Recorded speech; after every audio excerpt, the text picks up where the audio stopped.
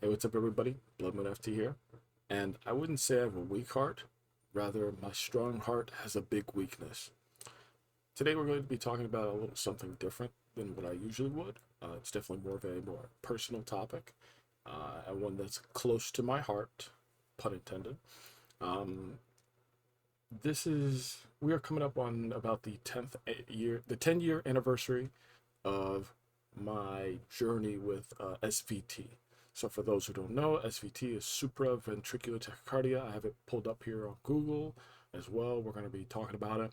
Um, I've had it since 2015, back when I was in middle school, like late middle school to early high school, I believe.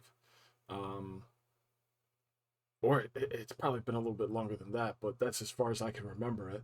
Um, it's been a very stressful journey, but I'm mainly making this video because this month I'm going to be having a heart ablation procedure. Um, right now it is February 12th, 2025, and on the 25th, that is when the operation will take place. So I just wanted to make this video and explain my journey through it, just in case, there are people out there who have also been struggling with it. Maybe they don't know, maybe they are about to have the ablation procedure and they want to be able to watch a YouTube video with someone explaining, their thoughts and stuff. Because God knows that's what I wanted. I've been looking at videos of people who went through the ablation procedure and how the experience was for them. So that's what I wanted to do. I'm kind of going to be just basically yapping about it, but um, I'm sure there will probably be experiences here that a lot of people also can relate to. So I was trying to make a list of things. Sorry, I'm recovering from a flu, so I'll probably be coughing a bit here. Um, but yeah, when I believe my palpitations first started due to my caffeine intake around late middle school to early high school. Almost every day when I'd come home, I would stop by our Speedway gas station and I would buy 1 to 2 of the biggest size cups for cappuccinos. Now, at the time, I was not aware of what a cappuccino was, and it's kind of embarrassing to say that now, but I didn't know what a cappuccino was. I genuinely thought that it was just hot chocolate, but a different type of hot chocolate. So I'd buy it, fill it up, put chocolate in it, cinnamon, vanilla, marshmallows. I'd load it up with everything. And then I'd take the drinks home and I would drink them all down before I went to sleep every night. Um, I truly wish I understood what I was doing back then. That was probably the worst thing possible. But I remember the first time I had the palpitations, I thought I was going to die. I remember I was freaking out. Um, my parents were there. They were there to comfort me during it. I had no clue what was going on. Um, I can't remember when it stopped. I wasn't aware of how fast it was going specifically because we didn't have like one of these whatchamacallit. These are oximeters, right? Oximeter, something like that. Whatever. You guys know. You go to the doctor, they put it on your finger, all that good stuff. So I wasn't aware of how fast it was going back then, but it was terrifying. Um, I'm not sure if I had it in between that point and then the next one that I remember, but the next time I remember having it, I was in high school. Um, I believe it was the second day of high school as a freshman. I was in my math class talking with my friends. I remember I had a project to do. Already, they had already assigned us a project in another class. And I remember my heart rate shooting up out of nowhere. And I panicked, jumped out of the desk, and ran down the hall. We had a security guard in our school. And I went to him and I was like, I told him I'm dying. I thought I was dying. He helped me get to the office. And I remember once in the office, the people in there called an ambulance. They called 911. And I remember they were panicking more than I was, and I think their reaction made me also more scared. But the paramedics got there. I remember they took my pulse, and I don't know if it was an EKG specifically, but they had like a machine that was able to read it and all and everything, and they printed it off.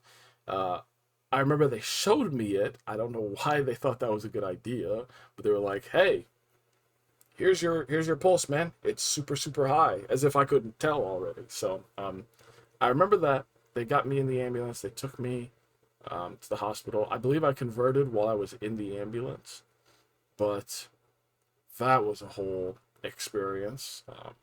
Unfortunately, the graph that caught my pulse was never put onto my medical file. Never. So I remember following up with the doctor about it, and they were like, "We don't have that. We don't know what you're talking about." It's like, you say you had palpitations, but we don't have that anywhere on your records. And I felt like an extreme sense of dread in that moment because I was like, I sat there, I looked at it, they took my pulse. I looked at the piece of paper. Where is the piece of paper? It was very frustrating. So they decided to hook me up to a whatchamacallit. I forget the specific name for it, but they had me wear a heart monitor for a couple days. And I remember it didn't catch anything because at the time I wasn't aware of like what certain triggers there were for me, but it didn't catch anything. And then they wrote it off as anxieties or hormones from like puberty and stuff. That's what they were writing it off as for me when I was like 15 through 16, stuff like that. Um, I can't really remember too many of the other episodes that I've had, like throughout high school. I know that I have had them several times throughout high school, though. And, oh, actually, I do remember a couple. Um, so, real quick, I'll explain as well that I was always a very active kid. I played sports at high school as well. I played tennis. And never once did I have a problem while I was on the courts, while I was during training, practice, anything like that. I never had an episode. Um, and honestly, I'd forget that I even had SVT, which I didn't know the name of back then. I didn't even know that I'd forget that I had it, basically. I felt perfectly normal. I remember one day during my strength and conditioning class, my first hour class was strength and conditioning, which sucked because I'd be sweaty for the rest of the day, basically. But we had a very very long hallway in my high school, and we'd always use that hallway for like um, training. And I believe what they had us do was they made us take a really huge barbell, and they'd put it on the floor, and they'd say push it all the way to the end of the hall, and then push it back. And we'd have to do that like 5 6 times. It was fun, you kind of, it was like a downward dog position you'd get into, and you'd push it. You'd have to push it all the way down, no stopping. Push it all the way back, no stopping.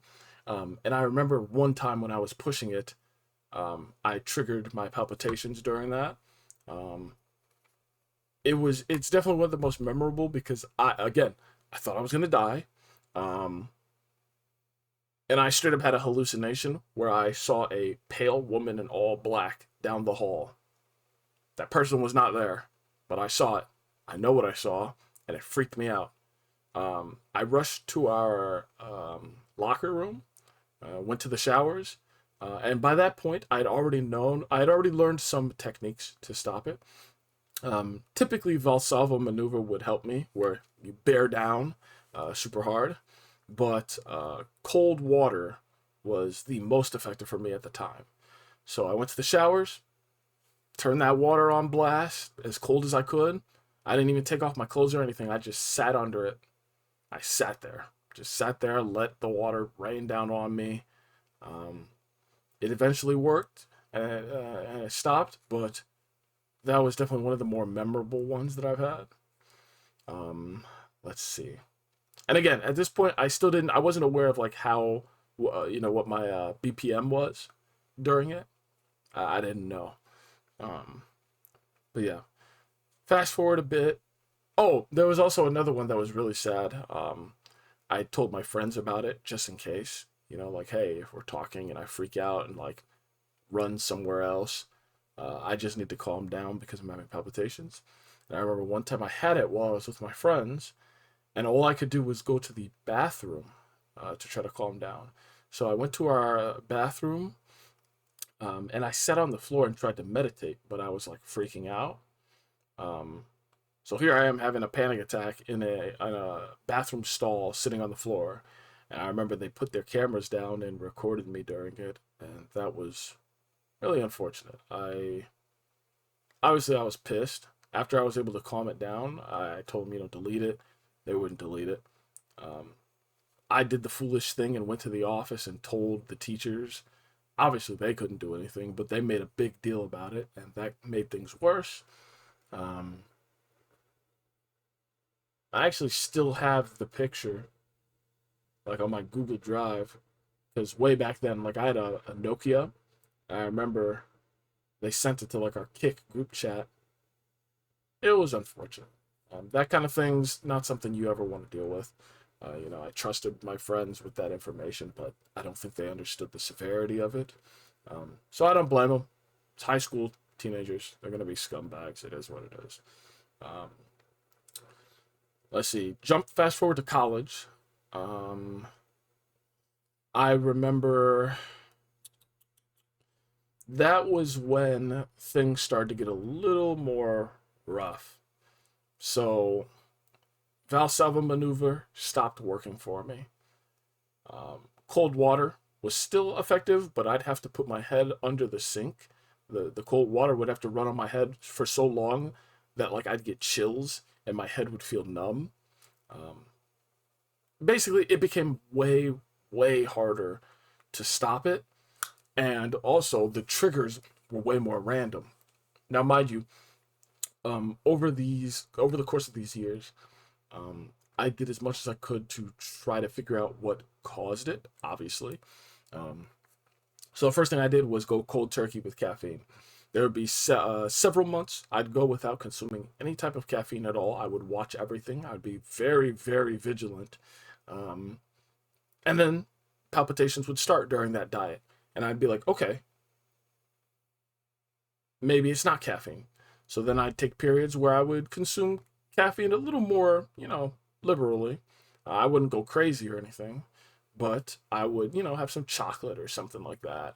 Um, that would trigger it. And I'd be like, okay, I don't really understand this.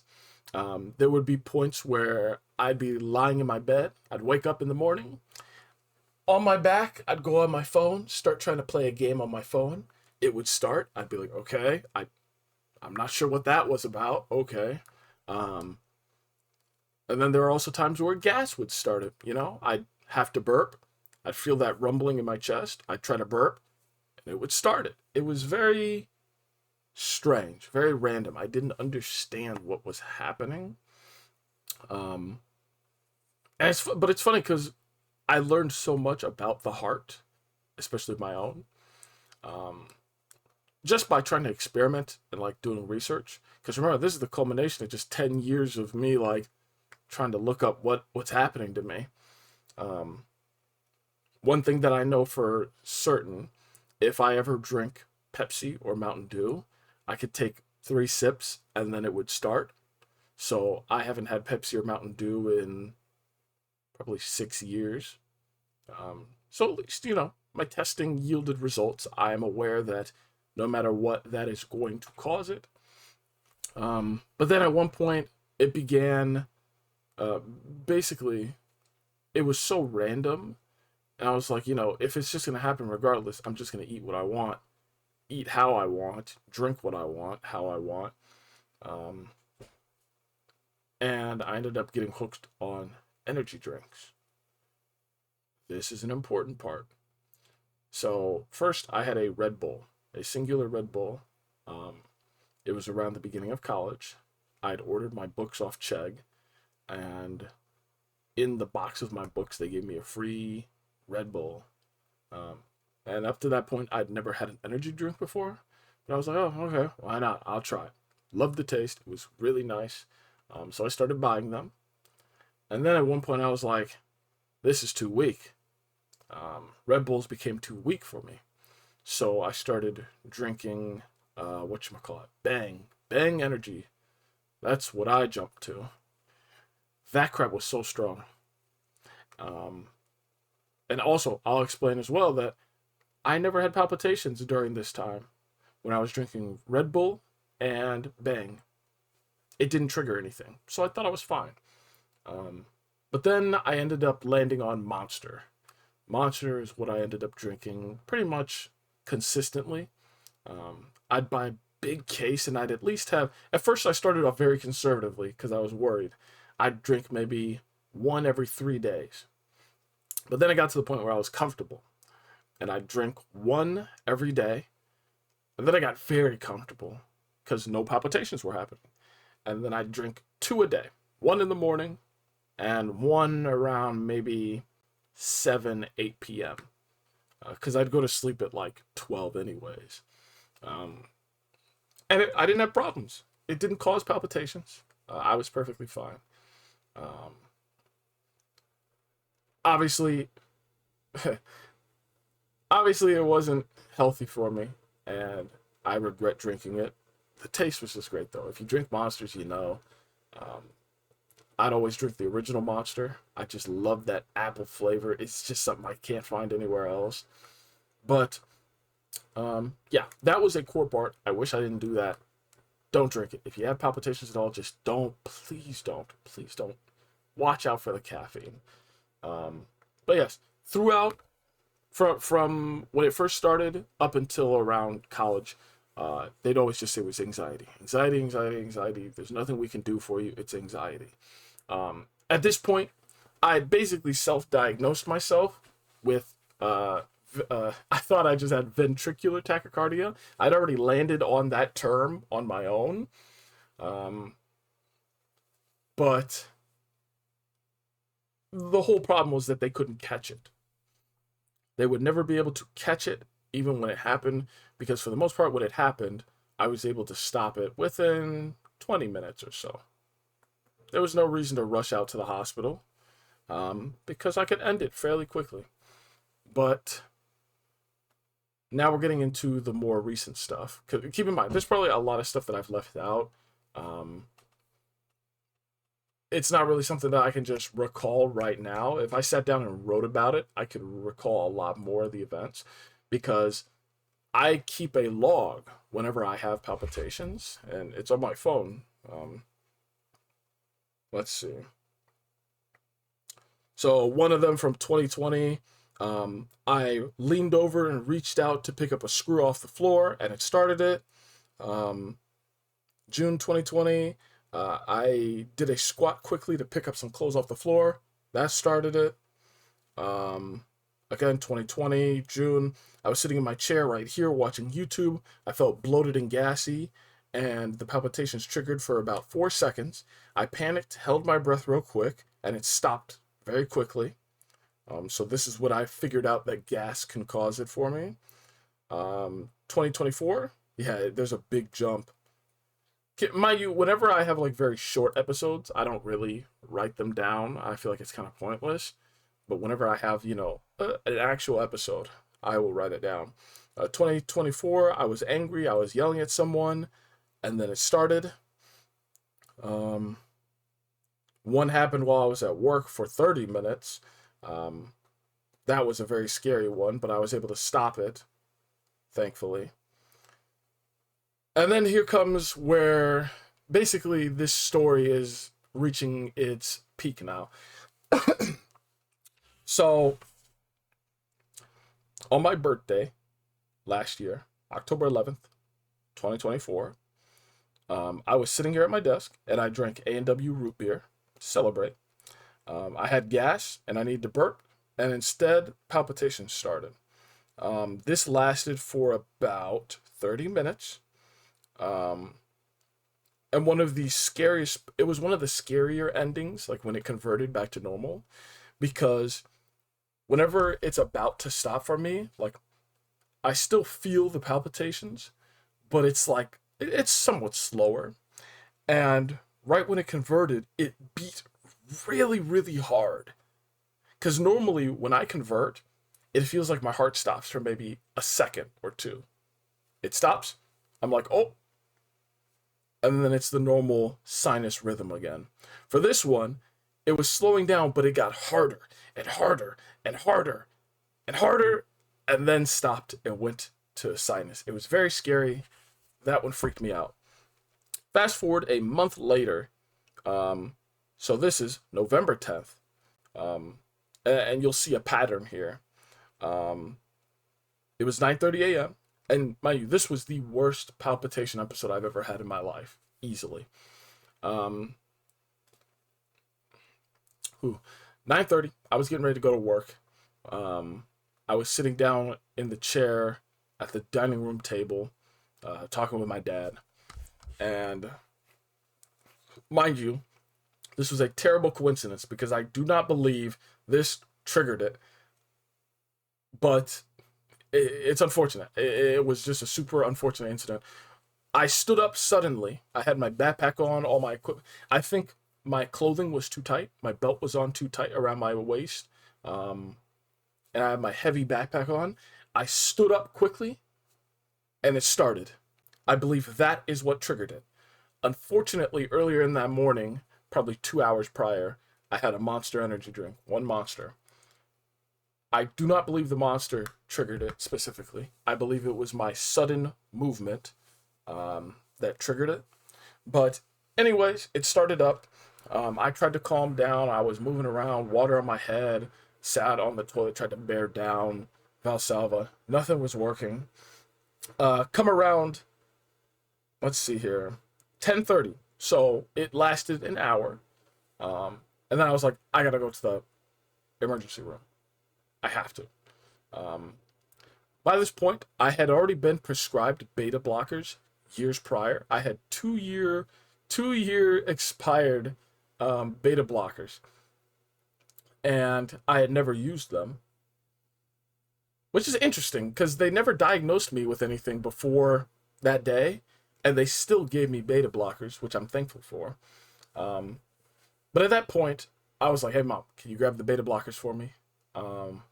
I think I might actually have to take them for the first time ever, even if they're expired. It is what it is.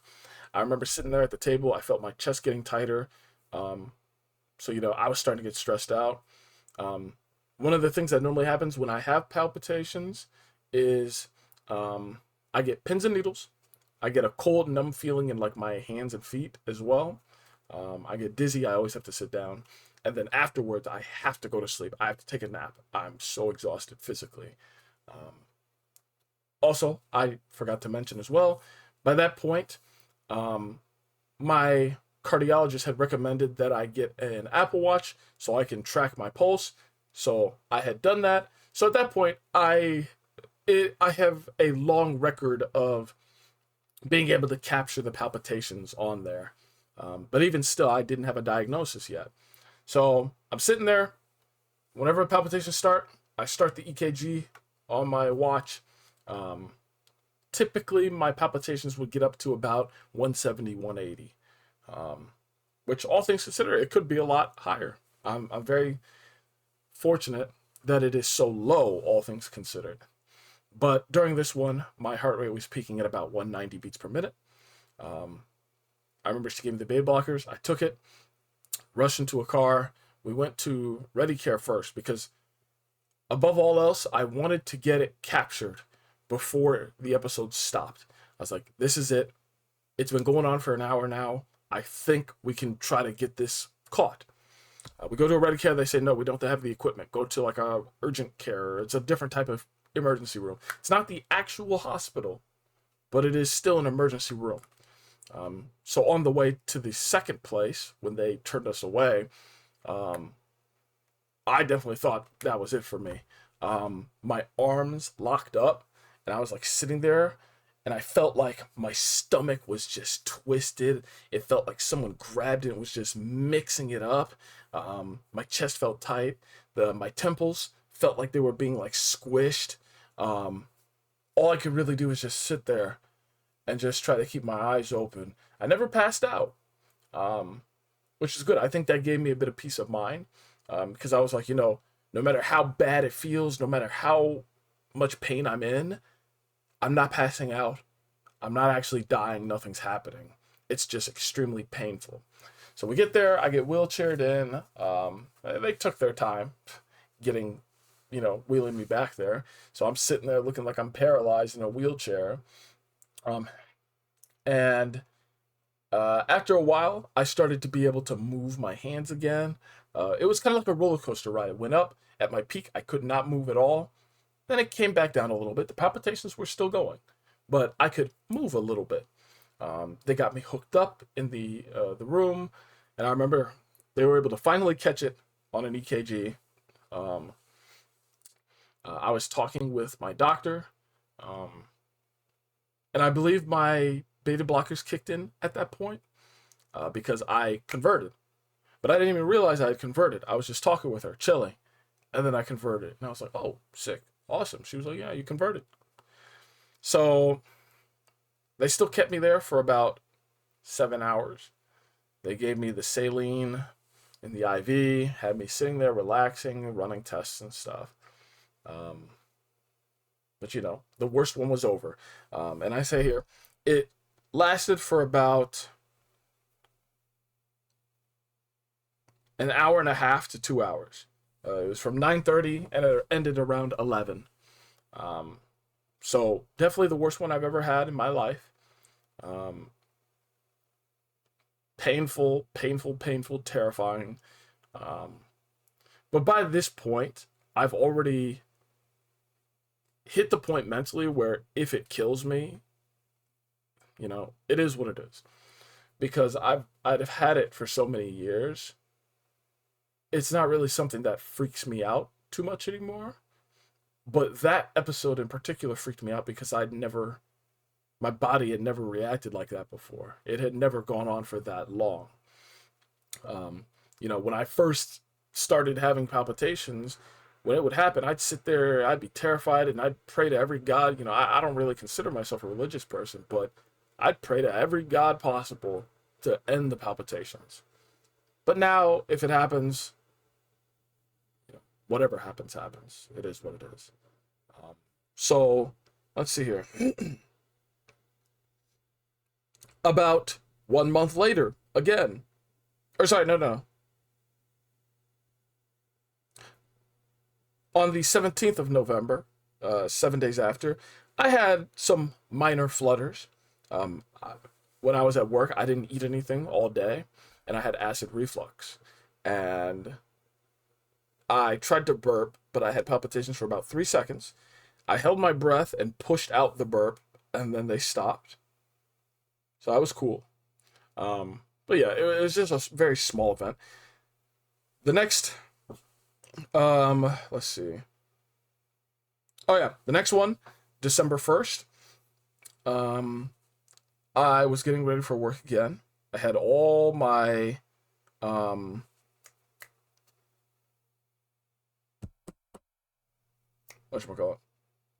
I had all my gear on, my backpack and all my stuff, all my work equipment on. I started having palpitations, rushed to my room, took a beta blocker, sat down, drank water, and then it stopped after 2 minutes. So it was a very short one, very quick one. Then I remember taking a huge crap afterwards. It felt great. I don't know if I was constipated and that stimulated the vagus nerve. I remember learning about that. That probably was it. But the next big one was December 11th. So if you could tell, there's a pattern. 10-11, 11-10, 12-11. It was a Wednesday. I was standing in the living room talking with my mom, and then it just started. It was really random. I was just standing there, didn't feel stressed, didn't have any of my gear on or anything. I didn't have acid reflux. I wasn't constipated. I wasn't bloated, gassy, anything. I was just standing there talking with her, and then it started.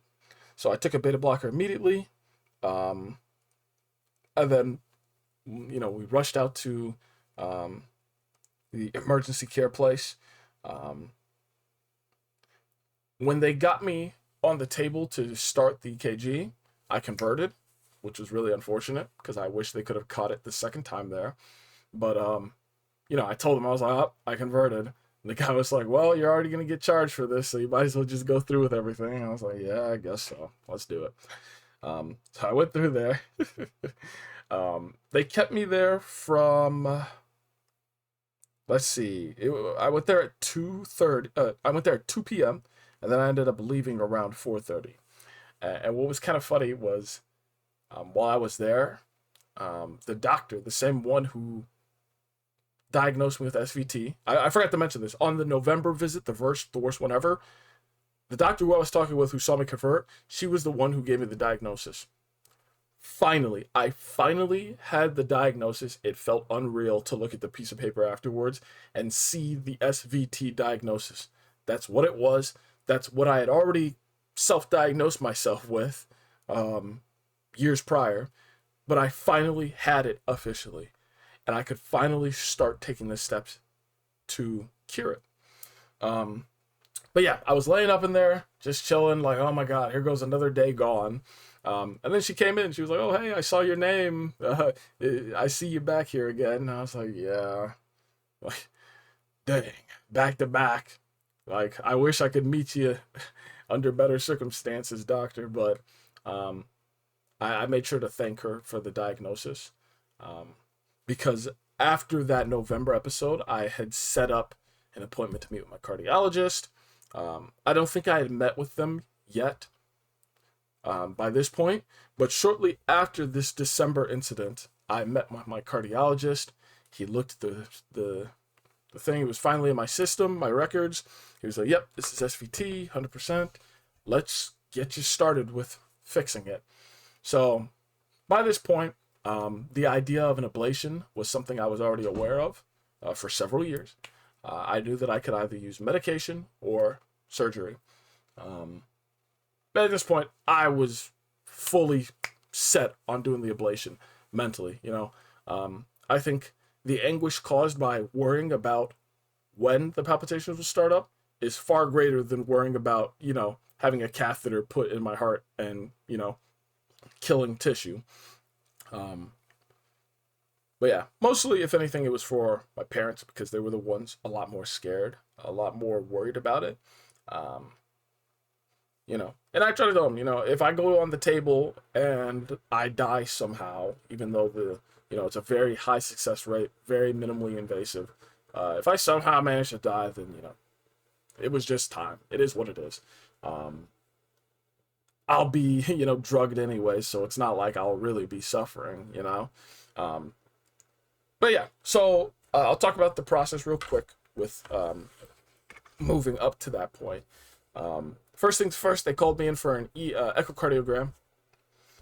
I did my echocardiogram. It was very uncomfortable because I sleep on my back. Laying on my side while I'm conscious is not something I've done for like over a decade. I'll wake up on my side and have no problem, but if you tell me to lay on my side and go to sleep, I can't do it. It's not possible. I literally can't do it. I don't know why. Oh, I know why. I can't lay on my left side because I remember them talking about like the heart palpitations. Oh, if you lay on your side, it's more possible that it will happen. That freaked me out. I'm physically incapable of going to sleep on my left side. I can do it on my right side, but I always feel comfortable on my back. So they had me lay on my left, super uncomfortable, while they did the ECG around this area. It hurt really bad because they were like pushing into my ribs, and I'm like, oh my God. But I got to see the inside of my heart and see all the different flaps and everything and all that. And it looked very freaky, but it was cool. And growing up, I was always bothered by anatomy. Looking at anatomy or pictures of it, it made me feel grossed out. It really bothered me. But at this point, I have zero problems looking at that type of stuff. But yeah, everything seemed fine. My heart seemed healthy. Afterwards, I got the follow-up. They were like, yeah, all your valves and everything are good.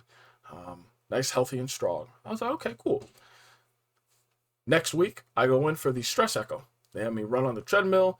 My heart rate hits about 180, 190. Then they rush me over to the bed and do the ECG again. I get to see all the junk doing its thing. It was very cool again. But yeah, again, they said everything looks perfectly fine. They said I had mild regurgitation in one of the valves or whatever, but it was nothing. So then the next week I meet with my electrophysicist. And she is a person who specializes in it. One thing that I know my mom asked, she asked, how many of these do you do? The woman said she does 6 to 8 a week. And I was like, oh, wow, that's pretty good. And it was funny because if any of you know, if you've gone to like an electrophysicist or a cardiologist, they have like a piece of paper with the heart, and it's like a diagram. They can show you how it's going to work. And she was drawing on the paper, showing me where she'd move through, what she'd do. But all of that was pretty much everything I knew. I didn't learn anything new from her, which made me kind of laugh because I was like, dang, I've really spent so much time looking at like videos of these procedures, graphs of them, different types of graphs, explanations, that even when they try to sit down and show me it, I understand all of this. So it was very nice. But yeah, basically, I got it scheduled for the 25th of this month. The long process is finally coming to an end. I'm very excited. They said that they are going to twilight sedate me, which I had done when I had all my wisdom teeth removed at the beginning of 2024. So I'm aware of how that'll work. They can't put me down fully because they wouldn't be able to start the palpitations. So I'll be somewhat conscious for it. That part kind of irks me. I hope I don't have to really feel it, but I don't think I will. Because when I had the ablation, when I had my wisdom teeth taken out, I blinked like 3 times and then it was over. So I'm not worried about that. But basically, this is the part where I want to talk about things that I'm either concerned about, hopeful for, stuff like that. And maybe, if anyone watching is about to go through with it, or maybe you don't even have a diagnosis yet and you just have heart palpitations. I can't really give too many tips for the palpitations part, unfortunately, because I think our bodies work in different ways. Different things work better than other things. But in my personal experience, running cold water over your head works wonders. That worked the longest for me, even though now it doesn't. Bearing down doesn't. Nothing works for me anymore. The beta blockers, they work, but, I'd like to not have to wait 30 minutes for it to kick in. What else? Okay, I'll just explain some of the things that, I'm a little nervous about. Let's see. I forgot to ask her a couple of these questions, which is really unfortunate. So one of the things was, so let's say, the catheter goes into my heart and they zap around to try to trigger the palpitations. Let's say the shocks are unable to trigger the palpitations, so they have to stop the procedure. I wondered how long I'd have to wait to try to go in and have it again, because would it damage my heart? Would I have to wait for it to heal from the electricity? Do I have to wait a certain amount of time for my heart to heal up before I can go back again? I didn't end up asking that, unfortunately. That was something that, had me curious. And then at one point, I started to believe it was a problem with vitamin deficiency. When I went in on the 11th, they said I was like critically low on vitamin D, and that I was low on potassium. So they told me to start taking supplements. I've been taking vitamin D supplements like crazy. Not so much potassium. I think my magnesium was fine, but I haven't had palpitations since the December incident, thankfully. I genuinely believe that the D3 supplements have put in work. But I wanted to ask if, let's say I were to get the ablation, if the vitamin deficiency was the cause of the palpitations, if I became deficient again after, like, post-procedure, would it just start palpitations again? That was also on the back of my mind. And then these two parts are the ones that I'm like, even though I'm not showing how nervous I am about it, it's definitely something that's unavoidable, which is why there's no point in panicking over it because it's unavoidable. after the procedure, there will be swelling, inflammation in my heart. And obviously they check around the heart to make sure no fluid's building up. I believe I'm most worried about that afterwards, because here's the thing. If I'm on the table, I'm drugged up, they're doing it, they mess up, and, my heart explodes or some crap. Well, I'm drugged up. I'm dying while I'm drugged up. I'm not going to feel anything. I'm going to feel great. I'm going to die. It is what it is.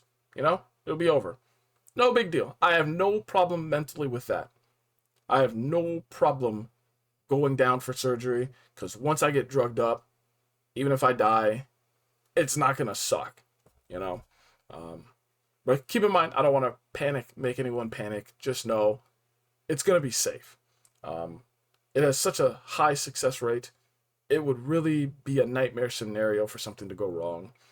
Speaking of which, I obviously couldn't help but look up, the nightmare scenarios. One guy explained how his mom had the procedure. It went wrong.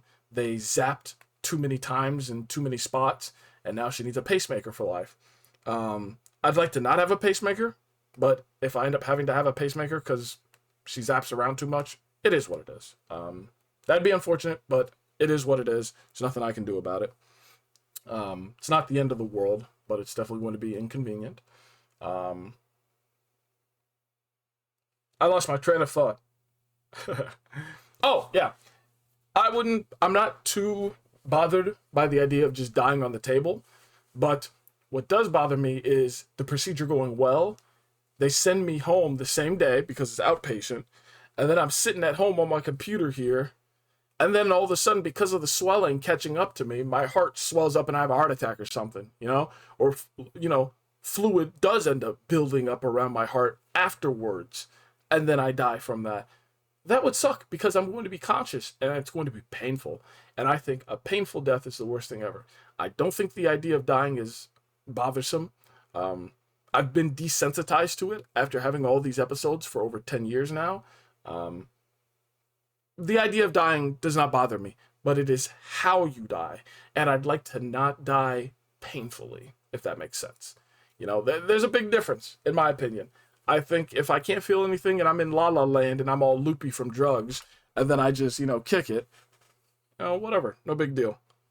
If I'm fully conscious sitting here and I'm aware of it happening and it's a slow, painful death, I'd like to not have that. I'd rather just, take a bullet and just be done. Screw that. Sorry, that got a little grim there. But yeah, that's one thing that I'm worried about, the inflammation afterwards. It is unavoidable. And that does scare me. I'd like to not be in pain. And then what else? Oh, when they bring my heart rate up on purpose by zapping around, what if they can't bring it down? I remember learning that if your heart rate is like 250 or higher, you're going to die after like 10 or 20 minutes. Your heart can't handle that. So what if they can't bring it down? What if they bring it up to that speed, and then they're ablating parts of my heart and it's not stopping it? What then? I don't know. Those things, I think it's important to have those what if anxiety questions, but those are the two that definitely are weighing on my mind. I'm not going to back down from it. I will go through with it. Because I know this, I'd much rather have my heart swell up and just kill me slowly and painfully than have to sit through an hour long of palpitations not knowing if that's going to kill me. So, you gotta weigh your options out. When I was speaking with the electro, she had said, there are very few things in this world that modern medicine can cure, but this is absolutely one of the things. SVT can be cured. And that made me feel good. I was like, yeah, you know what? When you say it like that, that's pretty good. She was like, it's only a matter of when you will get the procedure. Because she said, down the line, if you choose to put it off, you're going to be 40, 50 years old having palpitations every single day. So when do you want to get the procedure done? I was like, that was very well put. Let's do it now. So yeah, I was mainly making this video just to kind of do a little vlog about it. Because the procedure's coming up quicker than I expected. And, you never know what could happen. So I'm going to try to put this video out before then. And then post ablation, I'm going to try to record another video and explain the process. Because I'll say right now, after being in the hospital so many times due to this crap, uh, and I know many people might not be able to relate, but this is just how I feel. I genuinely love hospitals. I love hospital settings. I love surgery. I love the idea of it. I feel more safe in a hospital than I do in my own bed. I don't know how to explain it. Uh, the nurses and the people who work there genuinely have a passion to help people. Can't say too much when you move up the ladder, of course, but that's a whole different video entirely. But when you get to the surface level, the nurses, the people who are in there, they want to do good, and I respect them for that. And I feel safe. But yeah, I have no problem with it. I will say I don't like having the saline in my arm. Because, yeah, it feels good. You know, you're getting that hydration directly into your bloodstream. But, like, it always burns me after a bit. I feel like a hot burning sensation in my vein, and I hate it. I hate it so much. So I'm not looking forward to that. But other than that, I don't have a problem with needles. I don't have a problem with blood being drawn. I can sit there and stare at it all day. When they put stuff in my blood, it's whatever. I've always had an irrational fear of embolisms. That has always scared me. So when I have to sit there with the needle in my arm and, you know, the saline's going in there and the bag runs empty, I'm like, oh my God, get this needle out of my freaking arm, man. What if an air bubble goes in my arm? Also, JoJo's Bizarre Adventure Part 4 did not help. If you know what I'm talking about, you know, with Kira, when that bubble went up his arm, oh my God, that freaked me out. But yeah, that was generally a brief overview of my experience with SVT, though. It's finally coming to an end soon. Either it comes to an end or I come to an end, so either or. I decided I'm going to watch one last movie in the theaters before the procedure. I'm going to watch the Marvel Captain America Brave New World or whatever it is. I forgot the name of it. I'm not even going to look it up. It's the one with our boy Anthony Mackie. I heard it's going to be terrible. It's probably going to be terrible. And I was joking because I was like, the last movie I ever watched in theaters was Avengers Endgame. And I was like, should I just leave it off on that? You know, just in case I die during this procedure, should I just leave it off on that? Or should I leave it off on this movie that's definitely going to be terrible? I'm going to leave it off on the movie that's going to be terrible. I think it'll be fun. I'm going in there fully expecting to waste 2 hours of my life. And if it isn't a waste, then cool, even better. But I've definitely been a little more liberal with my spending habits lately because of this. Because, you know, I think, hey, if the end could be near, I want to buy things that I've always wanted to buy. I want to eat food that I've always wanted to eat, try new things. I bought myself a new GPU for Christmas because of this. And that was before I even got the appointment for the ablation. I just thought I was genuinely going to die soon because of the pattern for my palpitations. So I dropped $500 on the GPU because I was like, screw it, man. I want to be able to play cool games. I've always had an NVIDIA GTX 1080. It was the first graphics card I ever got for my first PC back in middle school, and I'd been using it all the way up until late last year. I was like, it's time to upgrade. I never had the chance to experience certain games on like max settings and stuff. And it's funny because I'd upgraded my PC twice, and both those times I upgraded to every part except my GPU. I'd literally build a new PC and just bring the 1080 over. But this time I swapped the 1080 out with a 7800 XT. Yeah. Fantastic card. I love it. I'm still figuring out new things and stuff. It's so cool. But yeah, I don't regret that switch. I know I'm kind of going off on a bit of a rant here and it's not very heart themed anymore, but I just want to, you know, get that off my chest. It's going to be interesting. I'm not worried. all the experiences that I've heard from people and seen on YouTube here where they're like, just go for it. Go through it. It's the easiest procedure ever. I'm like, I'm glad that they're doing their part to make it a little less stressful. Because even if it was the most excruciating procedure ever, I'd still go through with it. I think there's nothing scarier than the idea of my heart slowly killing me. That terrifies me. Having a part of your body malfunction until you die, I think that scares me so bad. I'm not scared of walking out in the street and getting shot. Someone shoot me in the head, it is what it is. At least it's over quickly, you know? But if I'm sitting here and I'm slowly dying and there's nothing I can do about it, that scares me. So I'm going to go through with the procedure. I'll definitely never chicken out of it. Because like I said, I love the hospital setting. I feel comfortable and safe. So yeah, I will definitely do a follow-up video. I made sure to take 3 weeks off of work after it, just in case. I'm not sure about the recovery time. They haven't called me and explained all that yet. But I think at least 3 weeks of just not doing anything should be okay. But yeah, let me know your experiences, anyone in the comments. Any tips, things you went through. Even if you have horror stories, feel free to share your horror stories.